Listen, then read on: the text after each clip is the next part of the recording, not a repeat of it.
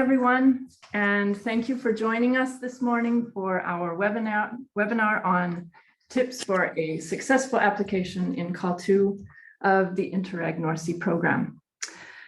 It's really nice to see how much interest we have in our program and in this call, and we would just like to welcome you today. My name is Sarah Folson, and I'm the Program and Project Coordinator at the North Sea program. And I'm joined today by my colleagues Anna Pintz and Hans Wevers, and we will guide you today through the tips that we have on applying in Call 2. We will now move to our presentation, and I will get to the slides in a little bit. We will be providing these after the webinar just for your information. So without further ado, the objectives of our webinar today are quite simple. We would like to address the pitfalls that we have observed in the applications we received in Call 1, and we want to provide you, our participants, with some hands-on solutions for how to avoid these pitfalls as you fill in your application for the next call. So basically what we wish to do is to give you some ideas, some tips on the main areas to pay attention to when preparing your application in the North Sea program. We polished this list of tips as we went through and discussed the applications we received in Call 1 and identified the main weaknesses that we saw doing the assessments of those applications.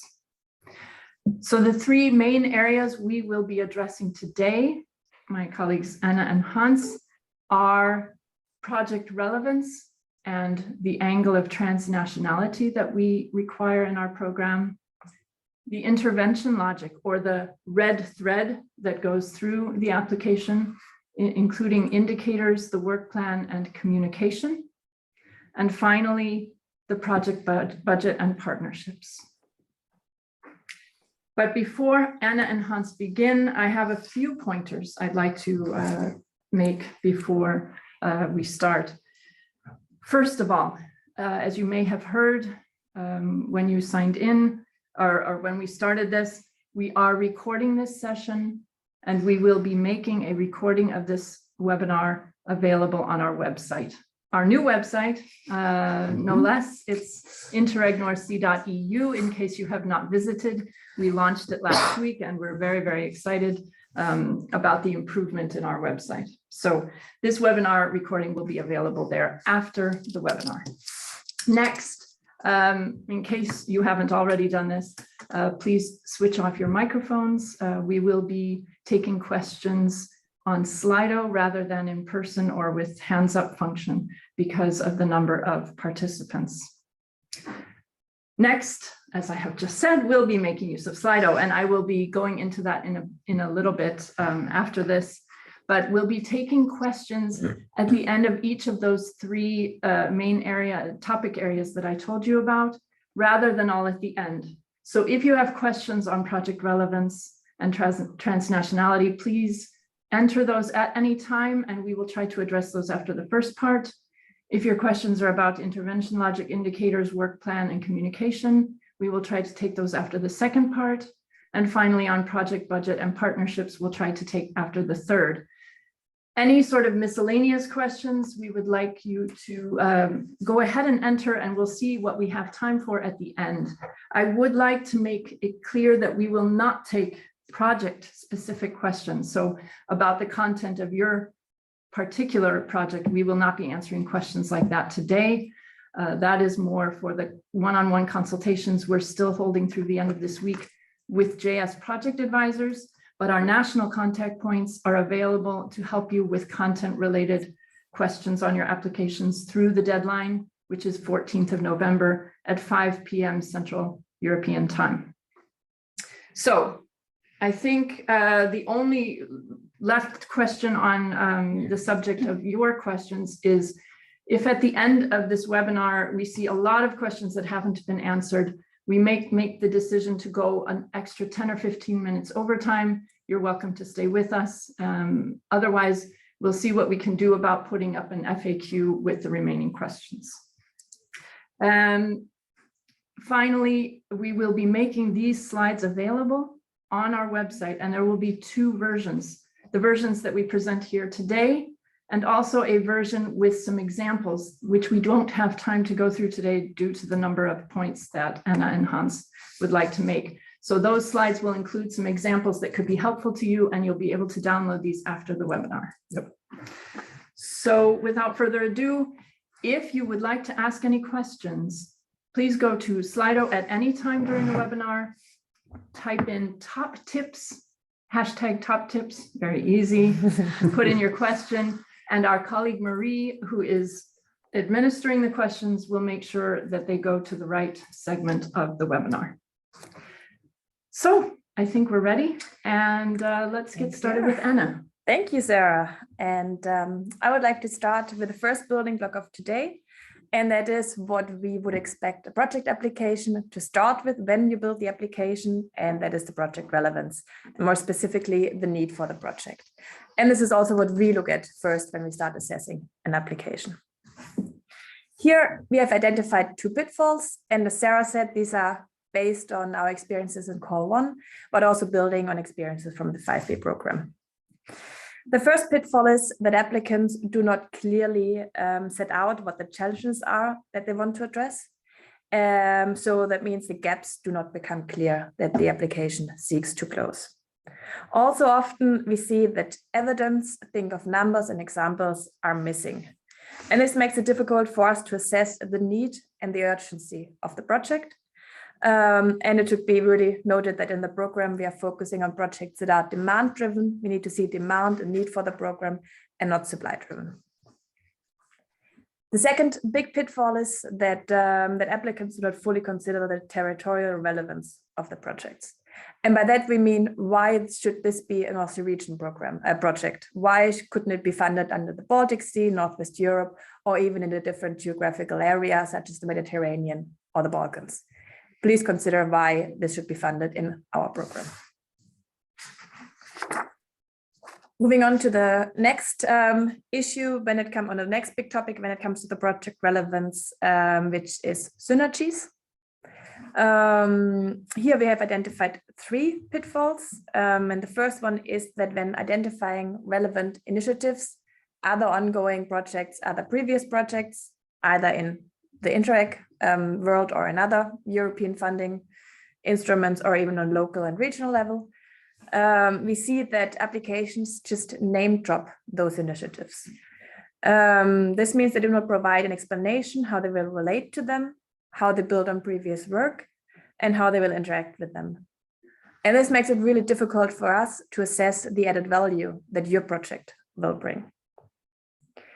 Related to this is the second pitfall, which is that applicants do not sufficiently elaborate what is novel and innovative about their project proposal. And in the program, we want to fund the most innovative ideas, so we really recommend to consider this. Lastly, we have seen applications that overlap strongly or even replicate what has previously been done, but we clearly expect an evolution of ideas that especially goes for follow-up and spin-off projects, but also generally for all other kinds of projects.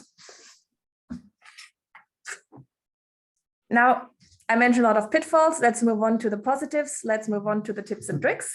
And of course, they're strongly related to the pitfalls that I just mentioned. The first tip that I would like to give you is to be really clear on the gaps and challenges that your project addresses. If possible, provide evidence in the form of numbers and examples. Also do consider the transnational relevance, meaning why should this be funded in the North Sea program? Secondly, be clear on the synergies with other relevant initiatives and projects, how you're building on them and relating to them, and consider the added value of your project. And lastly, please provide considerations of how your project and the approach you're proposing is novel and innovative, and do avoid overlaps and replications. Good, with this, we can close the topic of project relevance, and I think it should all be clear now. No, we have room for Q&A, as Sarah said before. Now let's briefly talk about transnationality, because as you know, we are an Interreg B program, we are a transnational program. Also here, we have identified 3 major pitfalls that we have mainly observed in Call 1. The first one being that a project only provides a weak justification for why it should be funded in a transnational program. As an Interact B program, we think that arguing that transnationality is required simply because project partners need to exchange information is often not sufficient, but we need to see more than that. Secondly, what we can see is that applications do not propose a transnational way of working, but rather that the project partners want to work in silos with limited interaction between one another and few elements of joint development, implementation, or evaluation. And the last observed pitfall is that many applications do not consider the benefits that they will bring to the wider transnational North Sea region beyond the partnership. We expect projects to have a positive impact on other interested organizations, and eventually on the region as such, positive impact on the region as such, but of course within the topic that the project is addressing. Good. Again, moving on to the tips and tricks in this regard. The first one is that we clearly recommend you to demonstrate the importance of transnational cooperation. Why should this be funded in a transnational program? Please do consider this whether we actually the right program, and if so, tell us why it is. Also, propose a transnational way of working in which results cannot only to some extent be achieved without cooperation. This is not to say that actions cannot be and cannot have a local component. Of course they can, some even must, but do work together as much as possible and as much as it makes sense. Lastly, please clearly consider and explain the benefits for cooperating for the target group, the project area, and the wider program area. And with this, we've covered the pitfalls and the tips and tricks, and I would say it is time for question and answers, if there are any. And please, if you have any questions, go to Slido and put them in. And I can see that Marie is shaking her head, so it doesn't seem to be that there are many questions at this stage. We can wait a minute, but if there are no questions, then apparently I was very clear. I think or the questions are more of a technical nature regarding to the interventional check and budget and partnership, or specific to the projects themselves, which makes a lot of sense. But I would say that in this area, what we saw in call one were these generalities, and making statements about this will be a transnational project. We will work together, but not giving any evidence or clear examples that we could see really connected to the project. So it's really, really important not to speak in generalities in your application, but rather to give concrete examples, both on transnationality and the connection to the region, as Anna has pointed out. And I think we should also mention that, of course, you are the expert on the topic, so you need to provide us an explanation for what is the need for the project, why should this be funded. We can only assess what you are telling us based on the knowledge that we are having. So please really strongly consider this, and make sure. It seems that some people may have joined us after we gave the introduction. The questions that we will take in on this topic should be entered in Slido. You go to slido.com and then type in #TopTips, and then you can enter your question and Marie will put it up on the screen. Can you scroll up? In case you are not familiar with Slido, you can go to the chat function. Someone has put in there a link to Slido, and all you have to do is type in the code #TopTips, and you will be taken to this event where you can simply enter your question, and then we will be able to take that question and answer it. And it seems that someone has started to make use of Slido, so we will show the question up on the screen.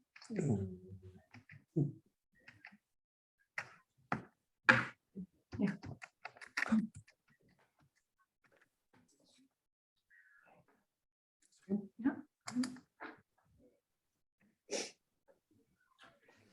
So we have a question. Can you give some examples of what you consider as transnationality? In other words, beyond exchange of information. Anna. I mean, it really depends on the topic, of course. And I think when we talk about transnationality, we need to consider the need for cooperating transnationally and how to cooperate transnationally. When it comes to the need, for example, I mean, there are some examples that are very clear. If you want to support SMEs entering markets in one of the other member states, of course, there is this transnational element. But often it's also about bringing together actors with different setups, for example, in order to allow a comparison between them, and then to develop solutions that are applicable to a variety of settings, to have that element. It really depends on the project as such. When it comes to working together, I mean, of course, we do expect an exchange of information, but we also expect joint development. So do work together jointly to develop your pilots, to develop your solutions. That could also be working together to develop a report. It doesn't need to be one organization, one research organization that develops a report. It can be 2 or 3 in different countries.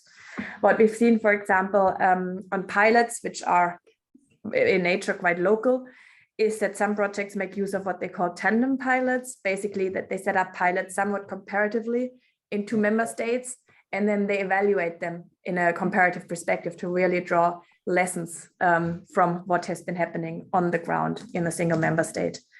So those are some examples that I've seen and I think are working well. And maybe you want to add something to. Yeah, I would focus on the pilot actions, because these are so important in our projects, right? It's obvious they're going to be local in nature. You have to do a pilot somewhere. So if you were to do a pilot in, say, Norway, the partnership would ideally work together to develop that pilot and also come up with a plan for how could this then be furthered or done in other countries. Maybe it wouldn't be the exact same, but how would you be able to share the experience such that you could replicate the pilot in other areas? Can you stop sharing and start sharing? Just 1 second. Stop sharing. Yeah, and go to Slido and start sharing. Technical issue. Technical issue. So, okay. Hans, did you want to add anything to that? No, I think you covered it quite all. Yeah, and I think especially the pilots and also the upscaling of the solutions. What you can do also, you can look at it in a transnational way. So you develop in one location and look how it can be upscaled and further developed in other regions. Exactly. And also, of course, the different solutions. So you have different pilot locations, but you also have different solutions then for the specific pilot locations. Precisely. Yeah. So that's very important. Yeah.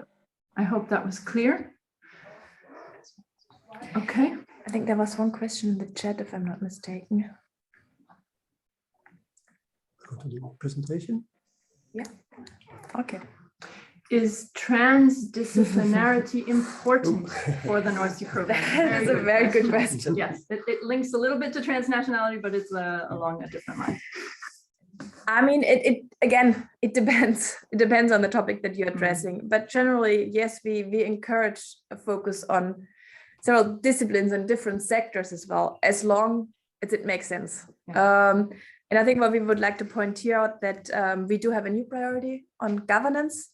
Priority 4, better governance it's called, where we focus on developing governance models, new mechanisms, governance networks, and capacity building.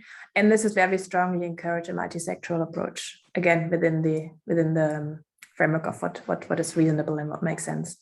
So it's encouraged if it makes sense. If it doesn't make sense, it's not a pre-requirement for approval in the program. That would be my 2 cents. Yeah, I think that's fair enough.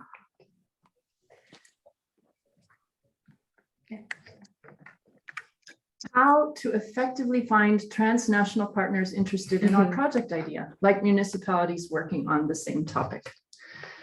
This is a really good question. This is a really good question. Yeah. And in fact, we have launched, if you haven't seen our new website, we've launched a partner search page, and we could, in fact, take them to that. We could share our screen quickly and show you this feature on our new website.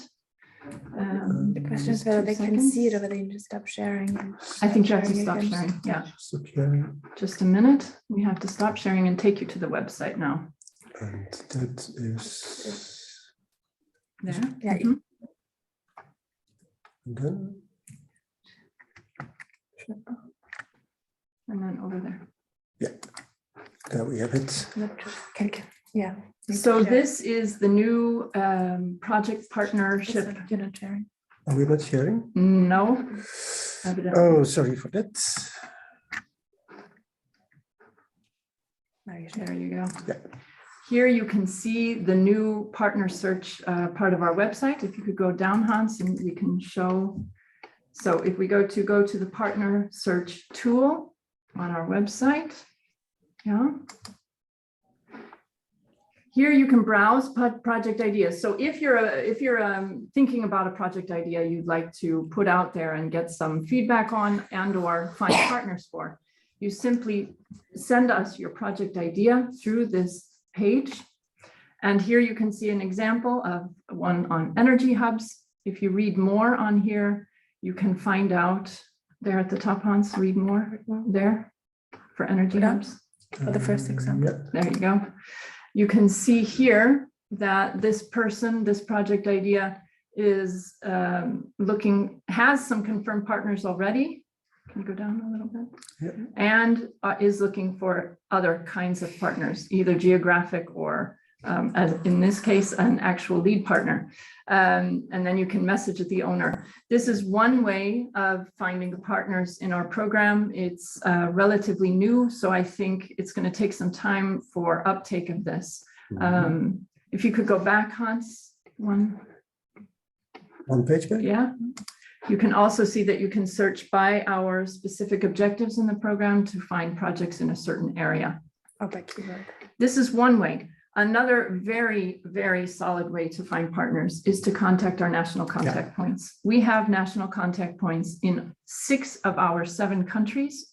Unfortunately, not in Denmark. In that case, please contact us at the Joint Secretariat or any of the other national contact points. They have access to our contacts here in Denmark to some extent. And they are very well versed in finding organizations in their countries that are either open to being in a project, have been in a project, are looking to be in a project. So those would be the 2 ways I would suggest you reach out to find partners on an idea. And I think, to be very honest, we need to move on to our next section of the program, which is on the intervention logic, indicators, work plan, and communication. That's quite a lot, but let's move forward. It's a very exciting and a very important topic, especially now talking about the intervention logic and more specifically indicators. That's actually where we've seen the most issues in Core 1. So please, we really recommend you to carefully consider your intervention logic as we consider this key to successful application. And also, of course, the monitoring committee considers it key. I would also like to say that we've prepared a short video which sets out the. Are we not sharing? We need to share again.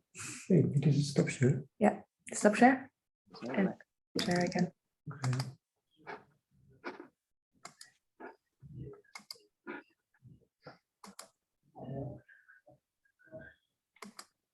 There you go. Good. We've prepared a short video, a 10-minute video setting out the theory of the intervention logic, taking you through the single building blocks of it. And that has been made available, I think, on the website, or is being made available on the website as we're speaking. So we will link that also when we upload the documents. Now moving on to the pitfalls. Here we have observed 4 pitfalls, which is quite a number. As I said, again, this is where we've seen most issues in Core 1.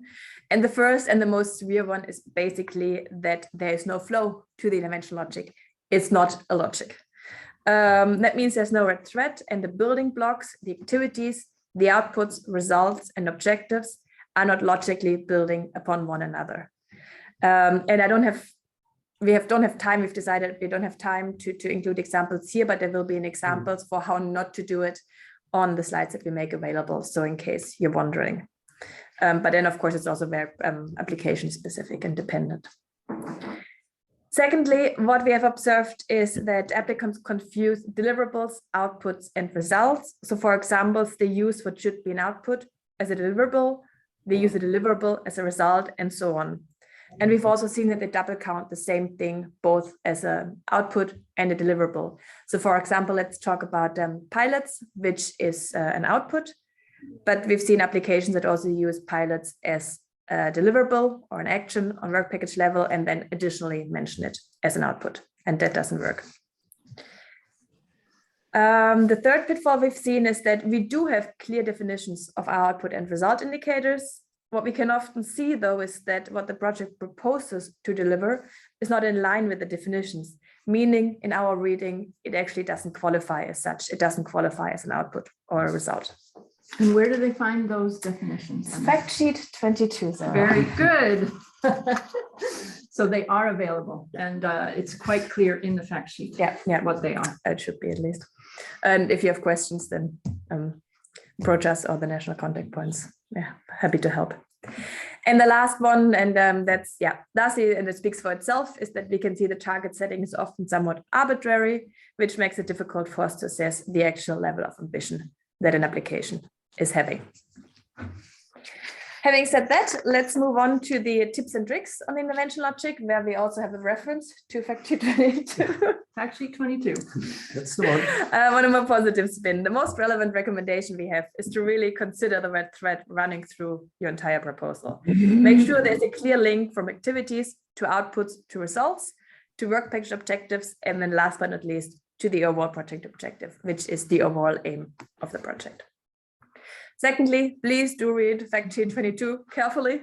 This is where we elaborate on the intervention logic and provide the indicator definitions.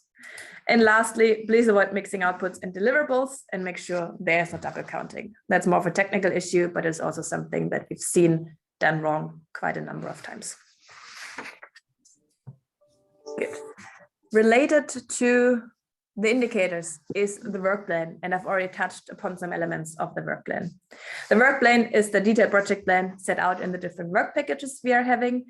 Approximately 3 work packages. Unlike in 5B, we don't have a work package on project management and communication, so we only have thematic work packages. What we see, or what we've seen in call 1, is often that work packages are not linked to one another and they're not building on one another. There's no logical sequence from one to the next, and we don't really understand how what you do in one work package relates to what you do in the next. The second pitfall that we've observed is that the activities that you propose are unlikely to be able to actually deliver the work package outputs and the work package objective. So a work package should actually include all the activities that are necessary to deliver the outputs you want to bring about and the work package objective. And lastly, what we've seen a couple of times, not that often, but we do have seen it, is that there are overlaps between work packages, such as counting the same activity in several work packages. And again, this should be avoided. All right, moving on to the tips and tricks. On the bright side, the first one is very simple. Make sure that your work packages and the activities you propose in them follow a logical sequence. Consider that the proposed activities are able to deliver the work package objective, and that the work package objectives will lead to achieving the project overall objective. And related to this, we recommend that you include all necessary activities in the work packages and that they're quantified through deliverables. That would be it from my end, and I'm moving over, or handing over to Hans. Yes, thank you, Anna. Good morning, everybody. And we move on now with communication objectives and targeted audience, as we request that under the work plan. And we observed that, yes, indeed, applicants are sometimes struggling here with setting the objectives and linking the objectives to the target groups and audience. And it is true that this topic is new compared to the 5B program. You need to describe the communication objectives now on work package level. So yes, we can also imagine that you have to find your way in that. But we will do this in the same way by mentioning a few pitfalls, 3 in this case, and then giving you tips and tricks, how you can improve it and how you can ensure you have a good application or part of this application. So the first pitfall we observed in call 1 was that communication objectives and our targeted audience are too vague. So communication activities are too generic, and it remains unclear how target groups will be reached. So you see that there is no real focus in the communication objective. So I think that's the main thing here. The second one, target groups are not well defined, and as a consequence, the clear link with the communication activities is missing. And I think it's good to mention here that we have in the application form a section C.3.4, which is the target group specification. So it is important that you clearly think about these target groups, how to specify your target groups, and then use them again here in the communication objectives. And the last one is the communications objectives are defined. So that's good. They are there. But then the project did not define an include a relating work package activity. So we cannot see how the communications objectives and the target groups will be achieved. So having said that, I will move on also to the positive side. And yeah, so the first tip and trick is quite an obvious one, and I already mentioned it a little bit. Think thoroughly about your target groups as specified on the section C.3.4. Next tip is that you have to clearly describe the work package communication objectives and the target audience. And please be concise and try to be to the point. The following one is be sure to include the communications activities in the work packages. So you have defined your objective, but then describe as an activity how you will achieve it. And the deliverable in this case you will put is communication initiative. And finally, I think this is maybe not a really tip and trick, but more a very strong advice we want to emphasize. An Interreg project cannot stand without well-defined communication strategies. Yeah. So it is really important to promote your project, not only for us as a EAS or for the monitoring committee, but also for your target groups, your stakeholders, and all other people interested. So that's it. Great. For communication.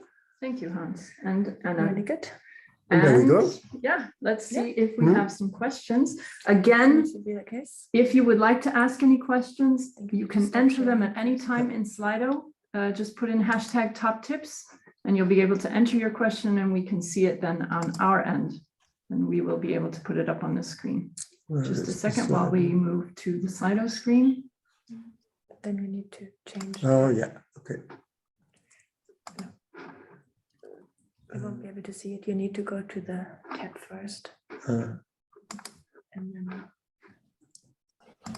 Go to the Google. This one? No, down Google. And then you go to the tab. Okay. That one. And now we have to share it. Now we can share, yeah. Gosh.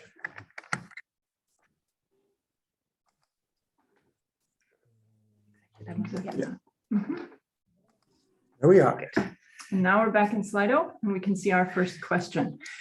How do I distinguish among activity indicators, in parentheses, deliverables, and output indicators? Anna. In theory, that should be very easy to answer. Go to fact sheet 22 and read the definitions. In practice, sometimes it's a bit more difficult. So what I would advise you to do is to think about the outputs that we're having is pilots and strategies and action plans. So think about what are your pilots and what are the strategies and action plans in line with the definition. And then the activities, the deliverables that you're proposing, they should be the steps that are necessary to take in order to achieve the pilots and the strategies and action plans. So they should be a subset of what you're going to produce at the output of a work package. I hope, yeah, that's as easy as that, but I mean, I'm well aware that in practice it's sometimes a bit more difficult. Again, I would really recommend to read the definitions. In many cases, it should become clear from what we've written in the fact sheet. Yeah, Yeah. I would say so. Exactly. Yeah. Do we have other questions, Marie? Great. Good. More questions. In what detail should the work Package package description be? I mean, there are no work package descriptions anymore. Hmm. We used to have them in 5B. We don't have them in 6B anymore. What we do have is quite a long text box in full applications, at least for the work package objective. Of course, we expect that's 500 characters, including space. And of course, we expect that to be written and worded as an objective, but there's some space to elaborate a bit further on what you want to achieve and how you want to achieve it in the work package. And then we have the activities, and there's quite some space to elaborate on the activities in the application form. I'm not sure. We have an overview on our website, on the new website, about the character limit in the individual text fields in the different kinds of applications. And I'm just looking at the full application form. The character limit for the activities, for an activity description, is 500 as well. So there's quite some space. So it should become clear from the work package objectives and the activities you're proposing and the outputs that are also defined on work package level, what you want to do and how you will do it in the individual work packages. Again, there are no work package descriptions as such anymore. Very good. Yeah. That should be relatively clear. Hopefully. Other questions, Marie? How do we best define the output indicators?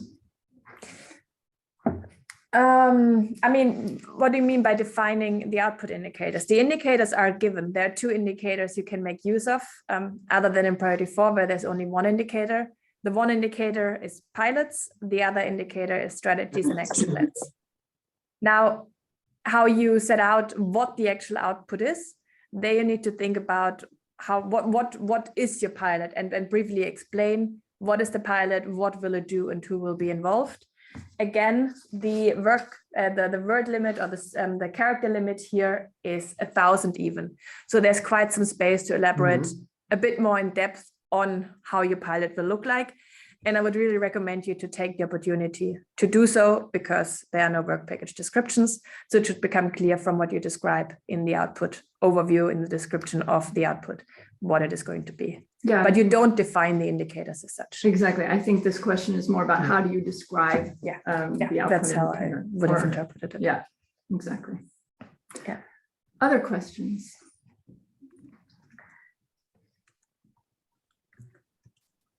How to avoid counting communication activities double. So how to avoid double counting communication activities spread over different work packages.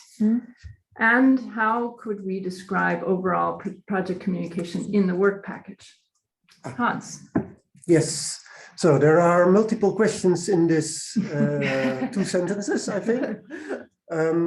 How to avoid counting communications activities double. Well, I would say you define them per work package, and hence they are related to your activities and what you are going to build and to achieve in the specific work package. So you can count these, and I think you will not double count them in that sense. No. So, and then going to the how to describe the overall project communication in the work package. As a matter of fact, you don't describe your overall project communication in the work package, but we have a specific section for this, C.7.3, I think. 6.3, okay. So this is, there you have room to describe your overall project level communication strategy. And this is then in that sense different from the strategies or the communication objectives on work package level. So instead of what we're having in the past, really a separate work package for communication, it is now spread over 2 sections in the application form. And I think, I mean, clearly you can have the same communication activities in different work packages, but the main point is that that activity should be specific to the communication objective of that particular Yeah, work package. Exactly. Right? Yeah, yeah. So that's the important point here. Yeah. And then, I mean, I would like to add, and I've seen it a couple of times, and sometimes it makes sense, sometimes it doesn't, is that a project has a work package on dissemination, mainstreaming, and upscaling. It can work well. It also can be unnecessary. It depends on the setup and the approach you're proposing in the project. And of course, that's not a duplication of what communication activities you're having in the work packages, but it might be an idea if you have a strong focus on mainstreaming and upscaling to consider to address this in a work package, Yeah. an individual work package. Then it's not communication per se, but really focused on the uptake. Yeah, yeah. And I would say if you have that much or high level of communication activities in a work package, then I would split it also over to maybe 2 or 3 activities. You can do that. Not too much, but at least not make it too dense, that you have a clear description of how you want to achieve your objectives. Yeah. Yeah. Marie, do we have any others? I think we have time for one more question. Yeah. Or even 2. One. Let's see how involved it is. Could you please restate the places where communications are dealt with in the form? Yes, so there are, as a matter of fact, 2 places. And the one we were discussing this morning on work package level, they are stated in the work plan per work package. And it's on top. Hey, first you describe the objective of the work package, and then you thereunder there is room to describe the objective and targeted audience of your communication objective. So that is what we discussed this morning, the really linked to the work plan communication objectives. And then for the overall project, you have room in section 6.3 to describe your project communication strategy. But this is, again, on overall level. Yeah. And the reason that this change was made from the current period, or the 5B period, I guess, to this 6B period that we're talking about, is that we could see that there was somewhat of a detachment when there was just a communication work package, and a detachment from the actual activities in the project. And so the decision was made actually across Interreg to make it such that the projects had to think, or the applicants had to think, how do we communicate the activities in this particular work package and this particular work package, while also having, as Hans has referred to, this overall strategy for the project. So that is why there's been a change in how we accept or ask you to deal with project communications. Okay, I think we should move on so that we make sure we address all 3 points equally.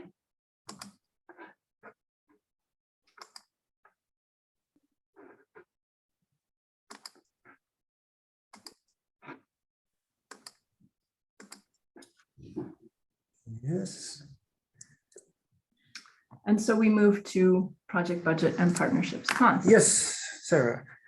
This is the first topic for today's session, and we will spend it on project budget and partnerships.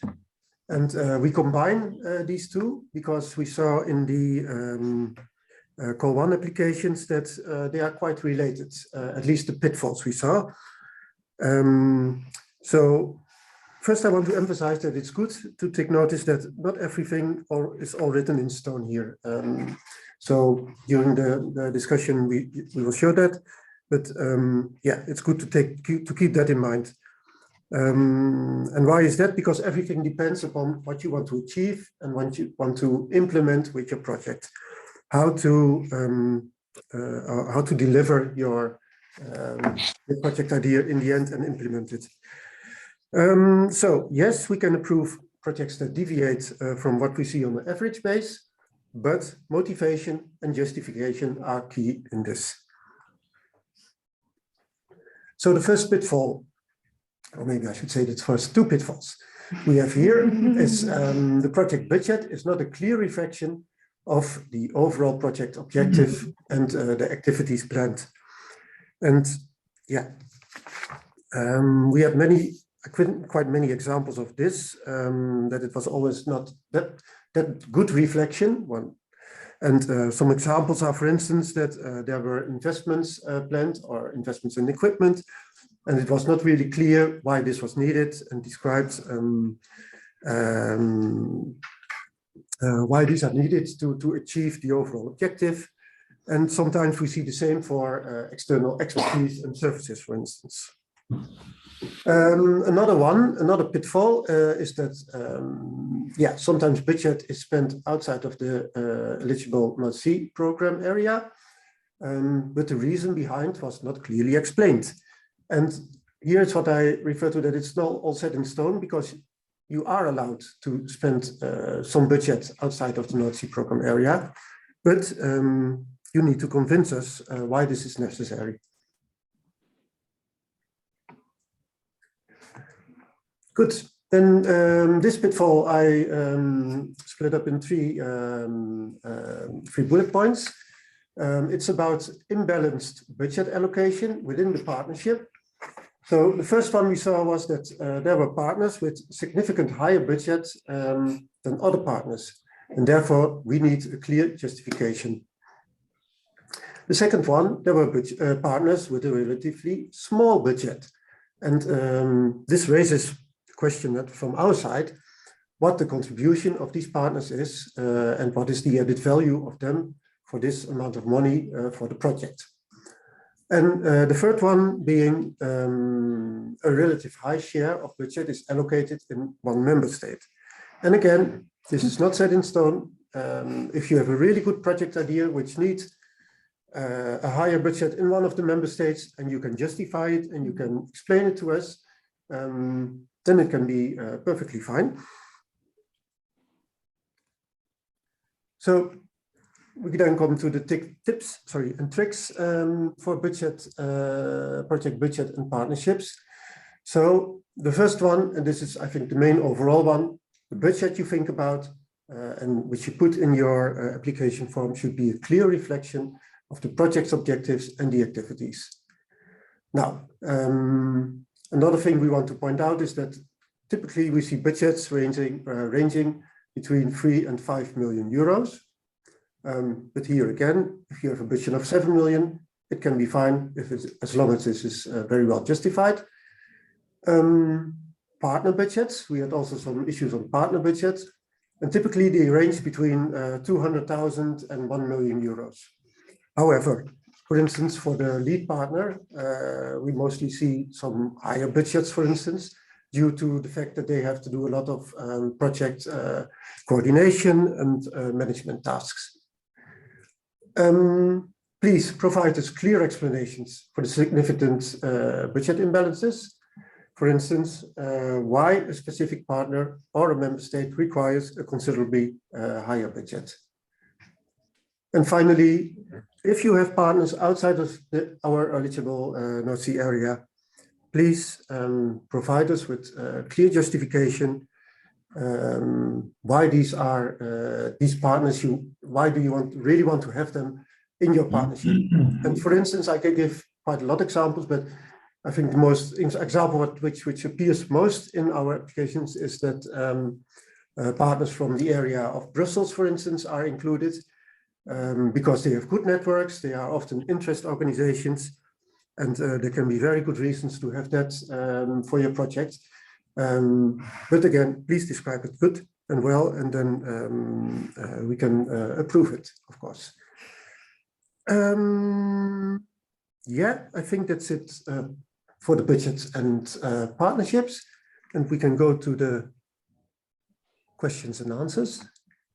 Again, if you are joining us and haven't heard, we are taking questions through Slido. Just go to slido.com and then put in the hashtag top tips, and then you'll be able to answer or enter your questions, which we can then see on our end and put up on the screen. So why don't we move over to Slido? Yeah.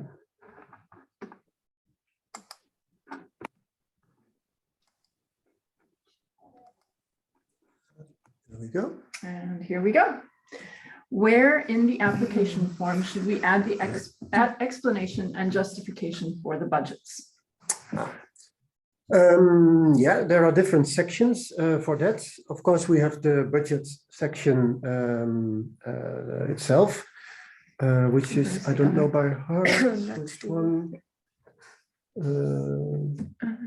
No. It's on the other side. There isn't actually, I mean, for budget, there isn't a section where you justify your budget in per se. It's more about the activities and then the partnership itself, where we will see which partners are doing which activities. That's in the partnership section. And then when you get to the budget section, we can see the individual budgets of the partners and we can relate those activities with the partners. We should also mention the investments that on work package level we have, if you have any investments, so a bundle of different budget items over from equipment, external expertise, infrastructure and works that is going to be implemented in one of the locations of a partner that will be elaborated in depth. You will have space to elaborate on it in depth in the respective work package. So there's that as well. Yeah, so I think we can say we have a core section where you put the budget, and I was just looking for it, but it's D.1. This is the project budget, and you have there an overview per partner and per budget line. And then as subsections, you have to fill in more detailed specification on the budget lines, and especially on equipment investments. Investments was in the work plan, but the external expertise, for instance. So you have, and also the staff costs. So it's all under section D.1. But I think also under the section where we fill in the partnership, we already address the budget per partner. So it is a bit spread over the application form, but the core is on the D.1. Yeah, and I mean, it basically has to make sense as a whole. I mean, it's not that you have one section where you can answer this question in particular. It has to kind of be a cohesive message from partnership to activities to the budget. Yeah, I think that's the bottom line. That's the bottom line. Yeah, ideally. It should reflect what you are doing. Exactly. Next question. Is there a minimum number of partners, Hans? Well, there is a minimum number of countries, and in that sense, you would say that there is a minimum number of partners, namely 3. But I would say that what we see in our projects is between 8 and 15 partners. So I think that is a way to address it. And then we should maybe also mention small scale projects. Yeah, small scale projects, we do have a minimum of partners that is 3 because of the number of member states involved. And there we range to 7 partners. Yeah. So that's a bit stricter. Yeah. That's a bit stricter. So the regular projects, it's guidelines. For the small scale projects, it's a limit of 3 to 7 partners. Yeah. Yeah. But maybe it's good to mention that we see, of course, bigger projects. Sometimes, yes, of course. We do see them, and And as long as it's justified again, as long as it makes sense, then And you give an explanation. What role can be given to organizations outside the program area, for example, in Germany, UK, or the US? Yes. That's an interesting one. It is an interesting question. Of course, we have different zones outside the program area. So we have those partners that are within the North Sea Region program. So they fit under the NUTS 2 and 3 codes that we have on our website, which you can find to see if the organizations are actually located in the area. Then you have partners that are located in the member states of our program area, but outside the program area. And in this case, I think that's what they're referring to with Germany. So in those cases, and like Hans said, Brussels, those partners can join our projects without an issue. However, there must be a very good justification for that. Why have an organization outside the program area in Germany rather than a partner within the program area of Germany? So there has to be a very good justification. Generally, it is that they have a certain type of expertise that cannot be found elsewhere. But again, justification, explanation. Then you have the zones that are outside the program area, and that means outside the member states. So for example, now the UK, unfortunately, which is no longer in our program, the US, in this case, we cannot accept organizations as partners in the program. So what we do to deal with these organizations is we allow them to participate as what we would call observer organizations, which means they can be part of, say, expert committees or steering groups that involve themselves on the sidelines of the project, I guess you could say, but do not put any funding or receive any funding from the project. So I think that's a pretty and maybe it's also should be said that the project should be defined in a way that the outputs, resultants, objectives can be achieved without those observer organizations. Exactly. So you should be able to deliver in case they drop out the project without their participation. Yeah, if they were named in the steering group of a project, for example, but then they can no longer participate, the outputs and results of the project don't depend on them being there. That's kind of the bottom line here. And if it's about, for instance, really specific knowledge, which you really need in the project, you can also think about the external expertise option. Correct. Following, of course, all the procurement rules. Precisely. Yes. Tendering rules, very Tendering important. rules. Yeah. Yeah. I would give one more tip on this. If you were thinking about including an organization from a member state, which is outside the program area, I would suggest that you talk with your national contact point and ask that person, does this make sense, or do they know of another organization in the country which is also in the program area that could be added to the partnership? So that's another tip you could use. And again, the national contact points are on our website. You can see them, their contact information, their photographs, and you can contact them up to the deadline on this type of question. Do we have other questions, Marie, in this area? How detailed is the budget supposed to be? This is a bit related to that first question. The best way is just figure it out by doing. That's not a good answer, maybe, but it is as detailed as it is defined in the application form. This is what I wanted to say.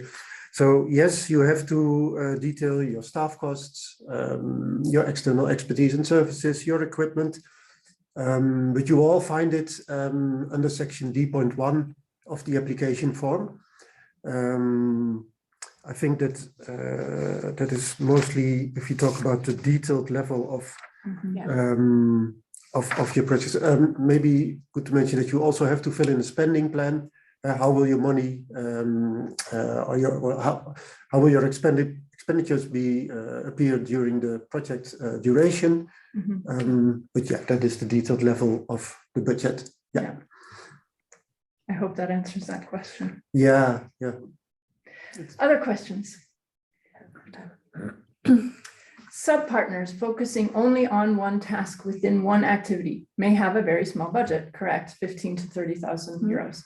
If justified in the partner information, is this okay? And I think that's what we're getting at when you said very small partners with very small budgets. Yeah, that is a very good point. And indeed, that is a way of dealing with this. If you have a partner which is not involved during the whole project duration, or maybe just on a lower level, you can include them as a sub-partner, which also is administratively spoken, also a bit more easier. Yeah, the administrative burden is less. It's less. That's right. Yeah. As long as, again, it is explained in the partnership section what this sub-partner is going to do, mention their role in the project, their activities. I think what we're trying to avoid here is the simple addition of a small organization with a small budget just to add one more member state to the transnational partnership. Again, our requirement is that partners from 3 countries join our projects. More is fine, more is good, but the idea is not to try to involve all the member states just to show that you have a coverage across the program. There has to be a justification for the partners that you've chosen and the activities that they're going to undertake. Yeah. Do we have any other questions? Okay, it Seems to be many questions. Quite a few. I think we'll take one more and then do a very quick look at what we're looking at. Okay. And then an organization would like to be involved in the project, but due to administrative efforts and own funds available, would not ask for Interreg funds. How is this possible?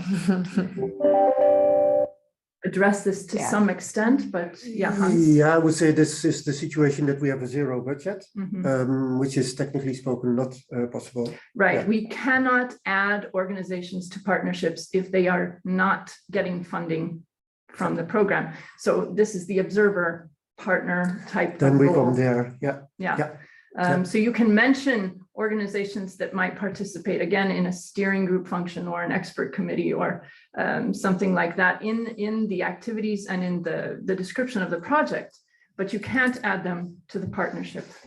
And again, if they're not part of the partnership, the outputs, results, and objectives should be achievable without them. Yeah. And maybe it should also be mentioned here, and we've already touched upon this. Sorry, if you have your microphone on, if you could please turn it off. Thank you. Yeah. I think that's good. That if it's merely due to administrative efforts that an organization cannot participate, it might be an idea to create a local partnership where the effort for or the tasks for the administrative burden for the sub-partner is lower than it is for the average regular partner. No, that's not addressing funding, of course. No, but yeah. Oké. Marie, how many En dan questions? moet ik, wacht even Sorry, hoor. Doe sorry. even mijn wacht Sorry. even. If you have your, you turn it off. Thank you. How many questions are we looking at? Ja, maar dat is niet erg. Er was een webinar en dat is nu op het eind. Dan moet ik even als jou inloggen. Ja, dat is Ja. heel wel 1R. Ik kom eraan, moment. Ik start hem nu op. Heel wal To the participants. 1R. Ja. Ja. En dan is mijn wachtwoord het hoofdletter D. D. No, go, Renske. A. Ook hoofdletter? Yeah, good. Okay, thanks. All right, please excuse Now- us for that. I think we'll take a few more questions. We know that we promised this would be a 1-hour webinar. It's now 11:02, as I can see. We will go overtime for about 5 to 7 minutes. If you would like to remain and listen to the questions we take during this time, please feel free. Otherwise, we will take the remaining questions, sort through them, and put answers to them in writing on our website after the webinar. So why don't we take the next question? Are sub-partners as well possible in small-scale projects? Yes. Yes, They are. So that's easy enough. But the limit on partners in small-scale projects is 7. so, That includes sub-partners. Yeah. and that is true. Yeah. Next question. Can you explain how project management is addressed and should be explained in the work packages? And that's maybe more related to the work plan, and it should actually not be explained in the work packages. The work packages are relating to the thematic activities of the project, but there's a section in the application form, which is section C61. How will you coordinate your project? There you have 2,000 characters to elaborate in depth on what your approach to work to project management, to quality assurance and risk management is. You will also have a field on financial management and reporting procedures. So this will be a written text of the same length, 2,000 characters. So you're not expected to set up deliverables or activities that relate to work package management, but it will be done in those 2 text boxes, I think. Yeah. Yeah, so again, like we discussed with the communications, yeah. different to the 5B period where you had an actual work package on project management that has been removed. We have now the overall project management section, as Anna has just described, and then you have the work package objectives for each work package, followed by activities and deliverables. Yep. Next question. Has the requirement of at least 3 participants from 3 countries to be met in the EOI stage already? Yes. Well, Yes. Yeah. This is a requirement for the program. So if you're going to submit your EOI, you must have at least met the minimum at that stage. That is not to say that your partnership will be finalized at this point. It should be as final as possible. But we do understand that there might be some uncertainties when you submit your EOI. However, the minimum must be met. Yeah. Yes, next question. Do internal and external meetings count as activities, or should we describe these aspects in the management section of the application? I think it depends. What is the purpose of the internal meeting? Are you meeting to discuss project management matters? Then it doesn't relate to achieving a work package objective, so it shouldn't be a work package activity. Is it an internal meeting in order to co-design a solution that will then be the output, or a pilot to co-design a pilot that will then be the output of the work package? Then it contributes to achieving the output and the work package objective, and should be mentioned as an activity in the respective work package. So it really depends on what is the meeting for. Same with external meetings. Is it an external meeting that serves a communication purpose? Exactly. In order to achieve the communication objective of work package? Then name it there. If it's an external meeting to discuss with the steering committee, coordinate project coordination, it shouldn't be mentioned in the work package, because it does not relate to achieving what you want to do in the work package. Yeah. I think it's as simple as that. Yeah, and I think, for instance, what you see also often is that there are meetings of work package leaders. So they together discuss about the project, but then it's also project management, I would say. Yeah, I would agree. Not on the work plan. No, definitely. Yeah. Good. Good. Next question, please. Are there communication activities materials that are obligatory? Oh. Yes, there are. Yes, there are publicity requirements, absolutely. And you can find these in the fact sheet that's on our website on publicity requirements. That one is a recent fact sheet, in fact. So please have a look at our website. Certain requirements are a poster for your project, which has to be displayed by all partners.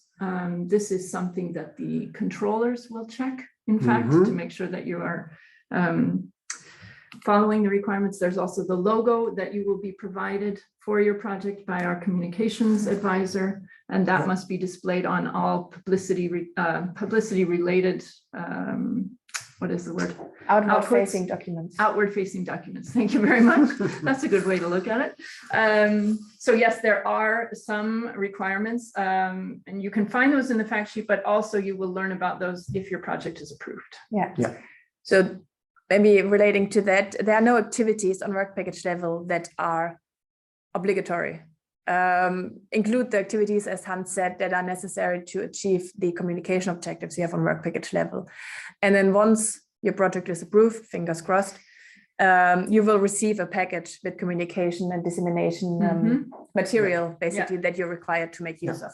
But that's nothing that you need to consider at application stage. Correct. No. Let's take one more question, Marie, before we close. The creation of a website for the project. Is this an activity that can be funded by the NSR program? Very simple. Yes. It is something that we provide, in fact, on the website. And it's built into our website so that it's very easy for people from the outside to find your website. But I think we also have in the 5B program, at least, and we also expect that in 6B, we have projects that create their own additional website because they need functionalities that we cannot provide them. So we have a very simple descriptive website that can be used for communicating with the outside world, for displaying the project. If you need something more to actively engage or provide materials, training, something, I mean, there needs to be a good reason, justification again, but in some instances it does make sense to develop an own website. But then it's really important to make sure that both the website we provide and the website you're using are updated, at least to some extent, with the same material. I think what's important to note here is that you don't have to budget for it. No. It is provided by the program, Yeah. and it is not something that you need to put in your budget line, in one of your budget lines, because we give it to you for free. Yeah. Unless you want to develop something very Advanced. Advanced, yeah, Yeah. then it's a different story. But we encourage you to, in the first instance, use the one we provide on our Yeah. website. Yeah. And I think it is 11:10. I think we need to stop now. Thank you for your patience, those of you who have continued with us. Again, the questions that we were not able to address during this time, we will now be going through, answering in written form and posting to our website, along with the slides without examples, the slides with examples, a link to the webinar recording. And a link to the indicator intervention logic video. Correct. The Yeah, tutorial that should be sure. going up Yeah, today. yeah. Other things that we need to mention. Again, I think most of you know that from the JS side, any advice on project content will be discontinued after this Friday. So we have time for consultations through this Friday, and I must warn you that for the most part, our advisors have pretty fully booked schedules through Friday. There has been a lot of demand up through that time. However, we have an entire group of people called our national contact points who are also experts on the application process, on the content, on their particular areas in the member states, and they are available for consultations through the end or the deadline of this call, which is 14th of November at 5 p.m. Once again, we are accepting expressions of interest, full applications, and small scale applications by that date. Decisions will be made on those applications at the beginning of March of next year. So please come to us if you have questions. We can take at the JS, sorry, we can take technical questions after this Friday. So questions about how does it work in the online monitoring system? What do you mean by this question in the application and so forth? Those questions we can take. Please come to us with your questions. Otherwise, we look forward to seeing your applications and assessing them. It was really good to see the interest in this webinar as well. Yeah, Yes, so many great. people that Absolutely. joined. Yeah. So thank you very, very much. And we hope that this has been helpful. Yeah. Thank you. Thank you.